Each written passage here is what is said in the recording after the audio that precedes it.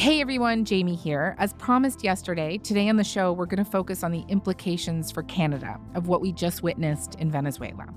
First, there has been a flurry of concern about what Venezuelan oil could mean for our economy, considering that oil is our biggest export.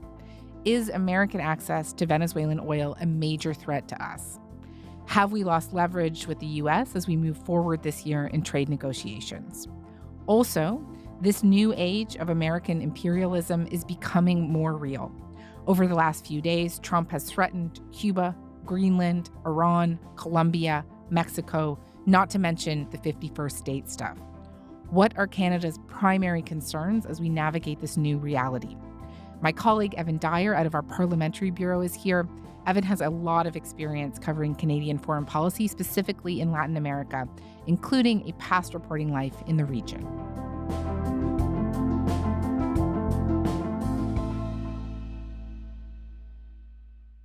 Evan, hey, it's great to have you. Nice to be with you, Jamie. So let's start with the oil, hey? Weeks before Trump toppled Maduro, you were writing about how the U.S. gaining control of the Venezuelan oil sector can impact Canada in a pretty big way. And just why is Venezuela's oil such a threat to Canada? Well, there's a lot of it, I guess, would be the first thing I would say. There's over 300 million proven barrels of reserves in Venezuela, the number one country in the world in proven oil reserves.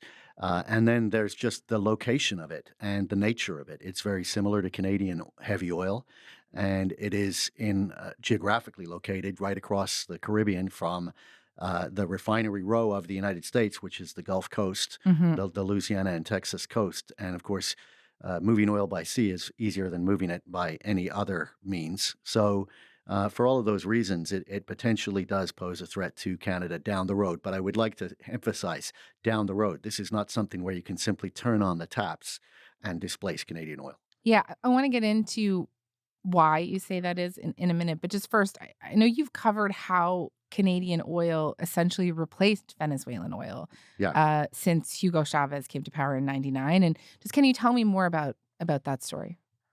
Well, the Canadian oil really started to grow at the beginning of this century and displace the oil that was coming from Venezuela just before Venezuelan oil went into a decline. So essentially, the old pipeline network in North America was designed to receive oil from tankers on the Gulf Coast, refine some of it there, and then send the rest of it up into the Midwest to be refined further inside the United States. So those pipelines used to flow from south to north. As Venezuelan oil declined and Canadian oil grew, and not only Canadian oil, I should say also the U.S.'s own oil, like the Bakken oil field in North Dakota and so on, but in the northern states, we saw a reversal of pipelines and a refitting of certain refineries. Refineries were refitted to handle Canadian heavy crude in the Midwest, for example. So now the pipelines mostly flow from north to south, and that process has continued right up until just 5 years ago. For example, we saw the Capline pipeline reversed. It flows now from Illinois to Louisiana instead of from Louisiana to Illinois. So to go back to depending on Venezuelan oil, and especially to ship it further into the United States to those Midwestern refineries, you would have to reverse all of those flows again. How would you describe the current state of Venezuelan oil production? Well, everyone who's worked in Venezuelan oil production and maintained contacts to that country says that it's a complete mess. I mean, and we can see that in terms of the levels of production. Essentially, Venezuela used to make about 3.5 million barrels a day, and it's now making perhaps a million, most of which is traded on the black market to China and carried around the world by kind of a shadow fleet of tankers under various flags of convenience because of the sanctions situation. A small part of it, about 15%, is still being produced by Chevron, the U.S. company, and shipped to the U.S. Under a sort of a waiver, a sanctions waiver. But the problem with Venezuelan oil is total lack of maintenance. I mean, one of the Venezuelan engineers who left Venezuela following the strike there, where Hugo Chavez essentially fired a very large number of Venezuelan oil professionals, and some of them were picked up by Canadian companies like Sunoco that were developing the oil sands at that time. He described a reservoir of oil as being like a cow. It's like milking a cow. You can't just milk the cow and never feed it. You've got to take care of the cow, or the cow will eventually stop producing milk. And an oil reservoir can be like that. You can actually abuse it to the point that it can't be revived. So there's some concern that that may have happened to some Venezuelan oil fields. But even the oil fields where the reserve is still there, is still accessible, the infrastructure is in terrible shape. And it's not just the wells themselves that are in terrible shape, but also the whole country is in terrible shape. So, for example, pipelines that once would have carried oil are now filled with water or they're leaking. And so the oil has to be trucked. And the trucks themselves are in terrible shape with bald tires, driving on roads full of potholes where you can get held up by bandits. I mean, that's the condition of the Venezuelan oil industry, essentially. It's a shambles. But it does have some advantages over Canada that are sort of always going to be there. And the oil is very similar. Actually, another engineer who came here and worked for Nexen and ran a Canadian refinery said that the bitumen that he was dealing with in the Orinoco Belt in Venezuela and the bitumen here are identical. Chemically, there's no difference. There are some differences, though, in the ground. Venezuela, in terms of the permeability of the ground, the temperature of the ground, it's easier to get that bitumen out of the ground in Venezuela than it is here, partly because it's warmer there. And so, therefore, it's less viscous. And there are some other advantages, too, that the Venezuelans have. Their oil is closer to the coast. Yep. So it's easier to get on a tanker. Those advantages are there.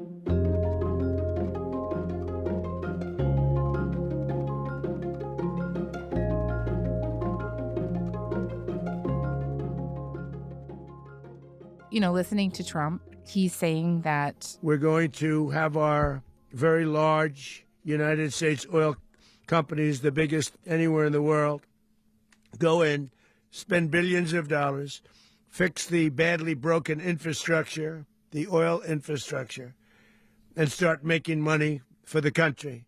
And I take your point that you can't just turn on the taps, but how realistic is that, and how long could conceivably something like that take?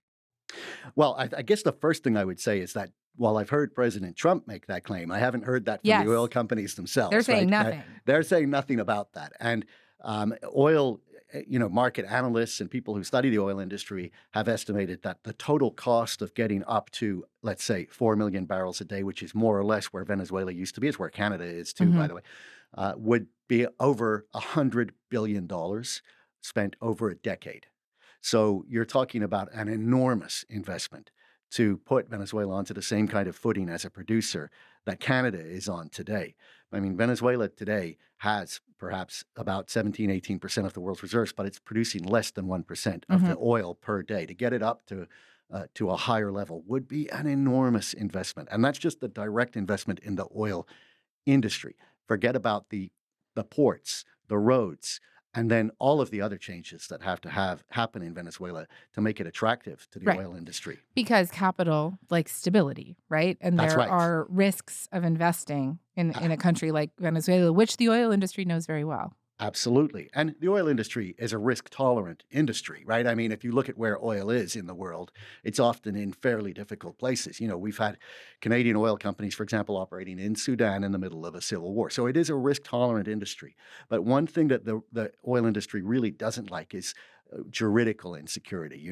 It's like they want to be sure that contracts are going to be honored. They want to be sure that their equipment and their fields won't be expropriated. And that things won't be nationalized out from under them. And they've had bad experiences with their fingers getting burned in the past in Venezuela.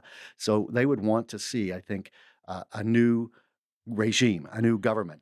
Oil companies don't care if it's a democracy or a dictatorship. That's not their concern. But what they would want to see is a bit of a track record of a government that respects its contracts with foreign energy companies, for example. Tell me more about some of the historical memories some of these companies would have.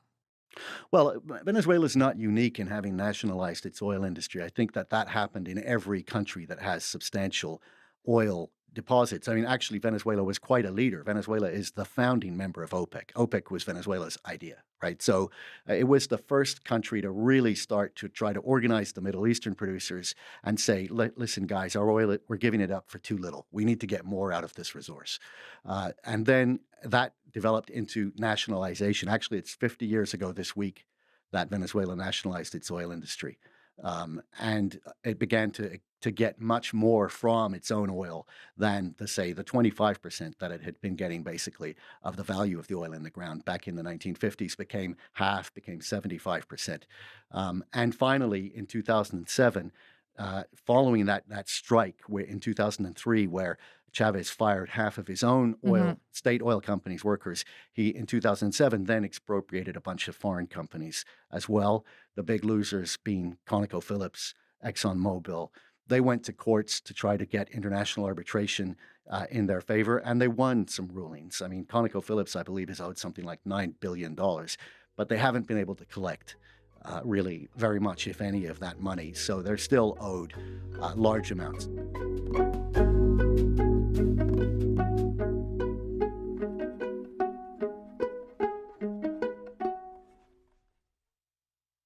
I take your point that there are enormous hurdles here that would need to be overcome, and that this isn't an imminent risk to the economy in Canada. But, at the same time, there's a lot of money to be made here, and I'm sure will to do this, right? And so I was reading this op-ed by this guy, Sean Barber, in the Globe and Mail, who's a longtime public servant and former head of the Economic Security Task Force at Public Safety Canada. And he referenced estimates that suggest Venezuela could more than double its oil production and basically reach pre-sanction levels of 2 to 2.5 million barrels a day after 4 to 5 years of sustained investment, I guess, if everything kind of goes in the direction that the United States and the companies want it to go. But that's not that long of a time frame. No. I mean, that would only get them about half of the way to where they would ideally like to be able to go. But yeah, I mean, by focusing on the lower hanging fruit, the easier fixes, they could probably start to expand production more rapidly once the investment begins, once the conditions are there for the investment to begin. I think they'd then get into some diminishing returns as they tried to get up to 3 million, 4 million. It would get more expensive and take perhaps a little bit longer to get to 3 million, 4 million barrels a day. But yeah, there is a definitely, if everything were to go the way that the Trump administration envisions and hopes, and the oil companies were to play ball, and Venezuela were to provide the conditions that allowed for that kind of investment, then in 5 years you could indeed see, let's say, an extra million and a half barrels per day being produced out of Venezuela. And what could that do to us? That wouldn't necessarily be fatal to the Canadian oil industry, partly because most Canadian oil is refined in the Midwest of the U.S. So the obvious market for the Venezuelan oil is the Gulf refineries. There would be a beginning of competition, though. There would be a beginning of competition. You would have situations where Canadian barrels are competing directly with those Venezuelan barrels in some U.S. refineries. And of course, this is just another incentive for Canada to look for new markets. And that's why the time frame is very important, because of course, there's also a time frame to build infrastructure such as pipelines to the Pacific or Atlantic coasts of Canada, which can be done faster. This is really the question. I think, Canada is already on a path, has already recognized the need to diversify. And so, that's the solution to this problem as well. And it's just a question of how fast can it be done? And then how fast can the oil companies get Venezuelan oil up and running? The potential for competition is absolutely there. Fair for me to say this is kind of probably going to ramp up our conversations around pipelines even more so in 2020. Yeah, and it also gives the U.S. a negotiating card even before a single barrel of Venezuelan oil starts to flow, new oil, let's say. They can hold it up as something that could happen, and therefore a way to potentially reduce their dependence on us and strengthen their hand in any negotiation. Right. Just related to that, I was seeing this post from Stephen Miller's wife, Katie Miller. She was reposting these comments about how Canada just lost all of its leverage with the U.S. and Carney overplayed his hand. And she said, the U.S. doesn't need anything from Canada. Free trade is over, which obviously is not accurate. But, I guess Trump doesn't always buy into what experts are telling him about reality, right? Like there's no shortage of economists, for example, telling him that his tariffs are a bad idea. So just like if he is convinced that Venezuela's oil is America's, it could easily make him act in a way that could be very harmful for us over the coming year. Right. Yeah. Whether it's true or not, Yeah. if he believes it, he will act as if it's true. And there may also be reason to believe that Donald Trump is deliberately looking to reduce Canada's leverage over the United States. I mean, another example of that would be potash. We saw Canada point to its potash as a kind of a monopoly. Oh, look, you really depend on this to fertilize your farmland. And what did Donald Trump do? He turned around and he signed a deal with Belarus to get one of the world's other major suppliers of potash. Yeah, these are our two biggest cards, really. Yeah. So, this is the same thing being done with oil, in effect. And sure enough, it does weaken Canada's hand, potentially. Yeah.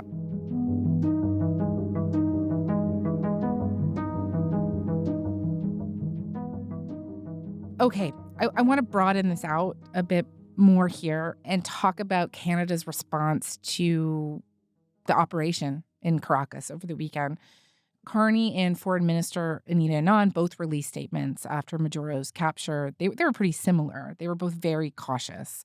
Approval of Maduro being removed from power, which is not very surprising. That is in line with Canada's position on this for many, many years. There was a call for all parties to respect international law and for the democratic will of the Venezuelan people to be respected, but a real reluctance to criticize Trump. It doesn't even mention the U.S., the statement. Very different, for example, from the NDP's statement, which called the attack in Caracas illegal. So why do you think the Liberal government put out the statement that they did? I think fear is a simple explanation for that. I mean, we saw the same thing right across Europe. European governments, when governments don't want to condone something but are also scared to criticize it, they tend to use similar language, like we're watching the situation closely type of language. And we saw a lot of people saying that they were watching the situation closely. So, Canada, as you point out correctly, did long advocate for the removal of Maduro from power. It hasn't recognized him since 2018. It was a founding member of the Lima Group, which was a coalition of American countries seeking to remove Maduro from power through negotiations, not through military action, I should say. But certainly it did not support Maduro's legitimacy. But at the same time, Canada is a believer in international law. Canada is a believer in the sovereignty of other countries. And it's very aware that as a middle power, it depends on that framework of international law to protect it. So, Canada's in a bit of a bind here. It doesn't want to encourage this kind of behavior by the Trump administration. It doesn't want to become a target of this kind of behavior by the Trump administration. It also doesn't want to annoy or irritate the Trump administration by being too critical. And that's why I think we saw the statement that we did. Yeah. And certainly that statement itself has been critiqued from all sides, I've seen, of the political spectrum. Do you want to flesh that out for me a little bit more? Well, I would say the thing that jumped out at me about that statement was that it did say that Canada supports a Venezuelan solution, a Venezuelan-led solution. It did also point out that the Prime Minister phoned Maria Corina Machado, the leader of the Venezuelan opposition, and spoke to her, which is a sort of an implicit criticism of President Trump's dismissal of her in his remarks, where he said that she doesn't have the support within or the respect within the country. She's a very nice woman, but she doesn't have the respect within, which I mean is completely false. That is a completely false statement. There's really, I think anyone who understands the situation in Venezuela would tell you that Maria Corina Machado is the Venezuelan politician with the highest level of credibility among the Venezuelan population by quite a wide margin. So that statement by Donald Trump was false. And I think that by phoning Maria Corina Machado, Carney was sort of laying down a marker that Canada still supports the Venezuelan opposition taking power to replace Nicolas Maduro. And of course, the situation that we're seeing right now appears to be a continuation of the Maduro regime minus Nicolas Maduro. Every other part of the regime remains in place, including, the army, of course, the police, all of which remain under the control of members of the Chavez regime, who then became members of the Maduro regime. So we saw, a willingness by the Trump administration to completely throw the Venezuelan opposition under the bus. And it did appear that Canada was mildly pushing back on that. Yeah.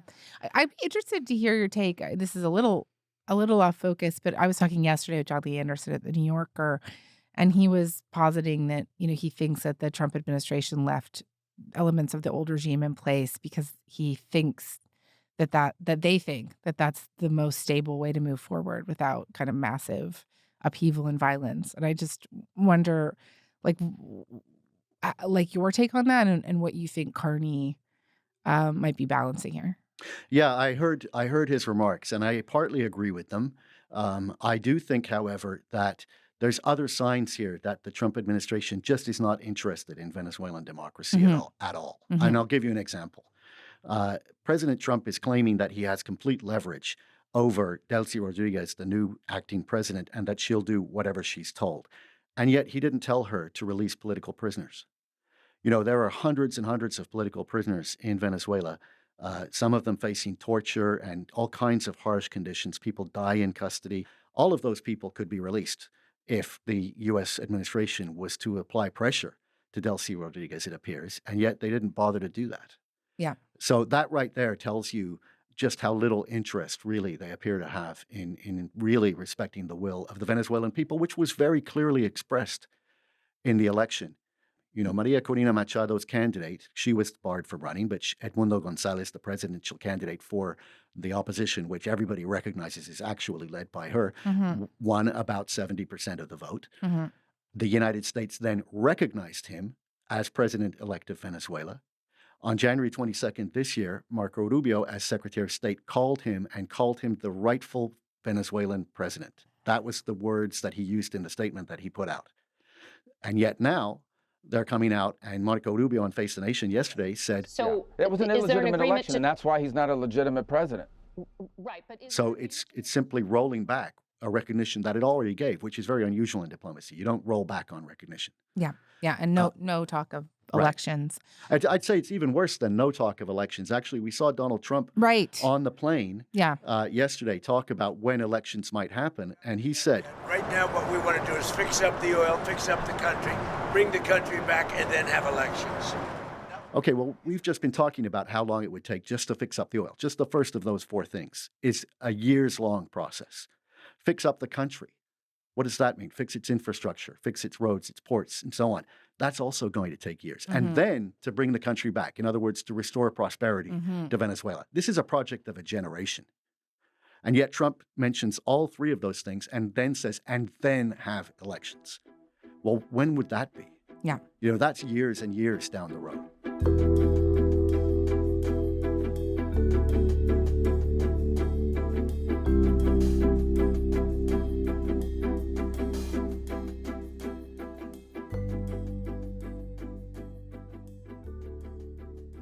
Considering what we were just talking about, I do want to ask you about the statement that conservative leader Pierre Poilievre put out quickly after the American operation in Venezuela. He congratulated Trump on arresting the, quote, narco-terrorist and socialist dictator Maduro. He said Maria Corina Machado and her colleague Edmundo Gonzalez, who you were just talking about, should take office. And he ended the post with, "Down with socialism, long live freedom." And just explain to me why you think we got that statement, which was quite different from both the Liberal government and the NDP opposition statements from the Conservative leader. Well, I'd say it was actually different in two ways. And most people have focused on the fact that it appeared more welcoming of the U.S. military operation. But I would also focus on the other difference between that and the Liberal statement, which is that it's also more explicit in demanding recognition of the Venezuelan opposition. He names explicitly the legitimate winner of the most recent Venezuelan elections, Edmundo Gonzalez, should take office, he says, which is a contradiction of what Donald Trump is saying. And it's a more explicit and direct contradiction of what Trump is saying than anything we've heard from the Carney government. So why is that happening? I would strongly suspect, well, I know for a fact that his wife is a strong believer and supporter of Maria Corina Machado. She has expressed that frequently on social media and would probably, and I don't want to, pretend to read her mind, but I'm quite sure that she would have been unpleasantly surprised to hear Donald Trump's remarks about Maria Corina Machado, which really were really, for me at least, one of the most shocking parts of everything that he said. Because I don't think anyone is all that surprised to hear that he has a different idea about the projection of U.S. power or even about, his right to help himself to other countries' resources than his predecessors. That's not so surprising. But it was somewhat surprising to hear him claim that Maria Corina Machado has no support in the country. I do agree with your guest yesterday that it would be difficult for Maria Corina Machado to impose her rule on the country, given the fact that there's the army that has been heavily politicized, Bolivarianized, if you like, by the Socialist Party, and is really an ideological force that would be opposed to her. So I do understand why there might be a temptation to delay a transition until the conditions could be put in place. But what we're hearing from Donald Trump is not just a mild delay to get things in place. It Yeah. sounds more like an indefinite kicking of the ball down the road. Yeah. Just on the Poilievre statement, a little bit more on that first part where he congratulated Trump. He has also received quite a bit of criticism for that from commentator, for example, Bruce Anderson, who wrote that it was foolhardy and looks worse with each utterance from the White House to congratulate Trump like that. And just, do you think that Poilievre is properly reading the room in this country, reading the sentiment as we are watching what's happening and threats made to other countries in the Western Hemisphere?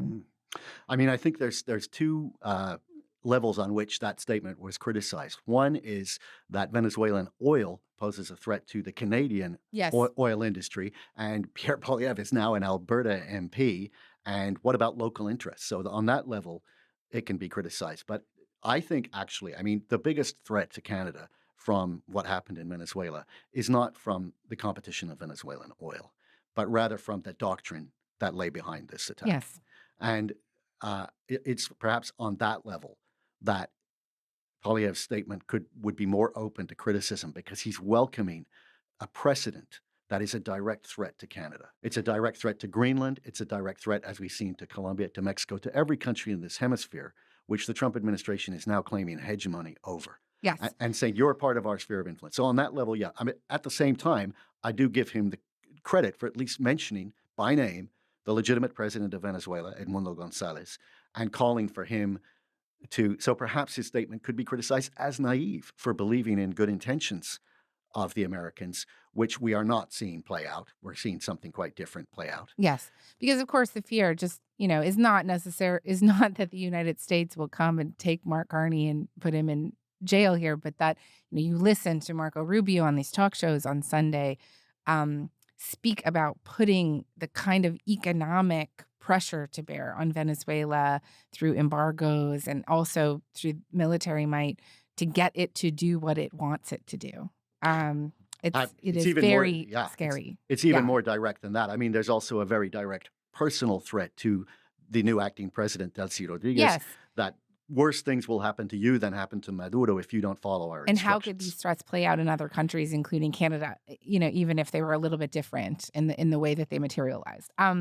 So Carney is headed to Paris this week. He is meeting with the Secretary General of NATO, the Prime Minister of Denmark, of which Greenland is an autonomous territory, Macron of France. And this meeting was pre-planned, right, to discuss Ukraine security guarantees. But you got to think that this week's events and the doctrine that is kind of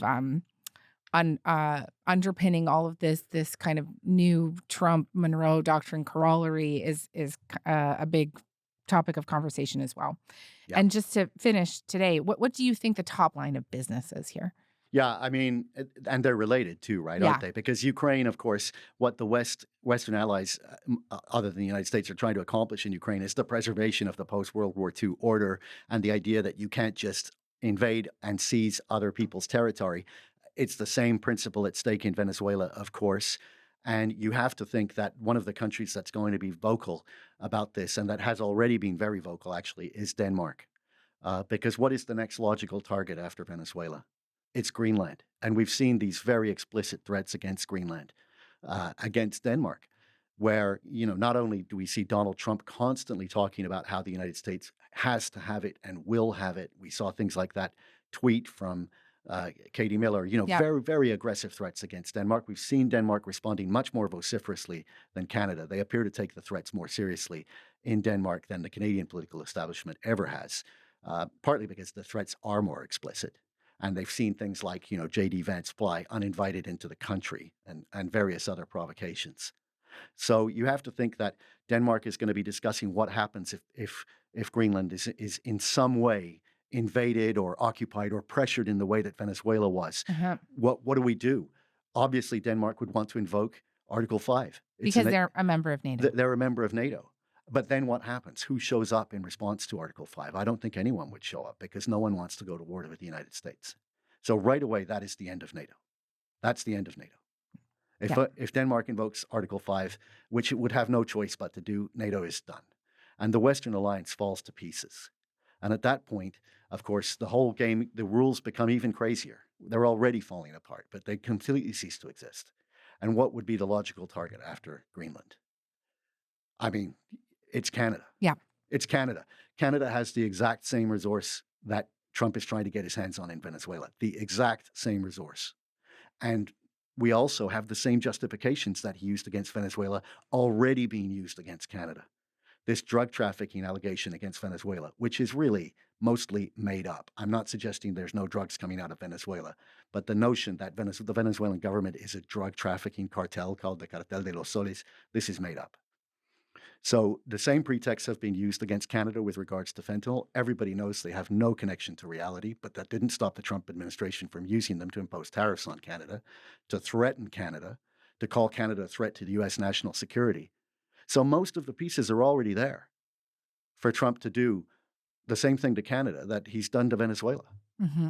You know, this has got to be tremendously concerning to everyone. And this, the Don Roe doctrine, as he's called it, this idea that the United States is going to impose its will on everybody in the hemisphere. We got a taste of it with explicit threats against Mexico. Mexico has to get their act together because they're pouring through Mexico, and we're going to have to do something.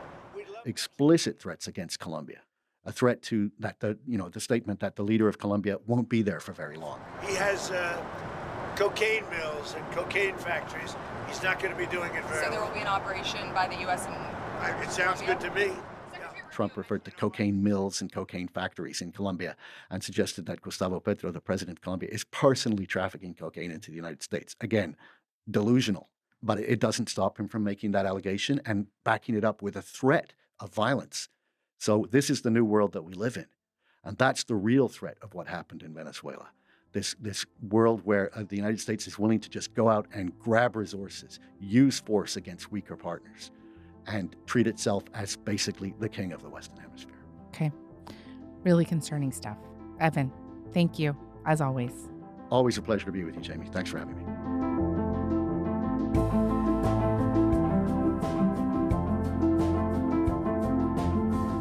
All right, that's all for today. I'm JB Poisson. Thanks so much for listening. Talk to you tomorrow.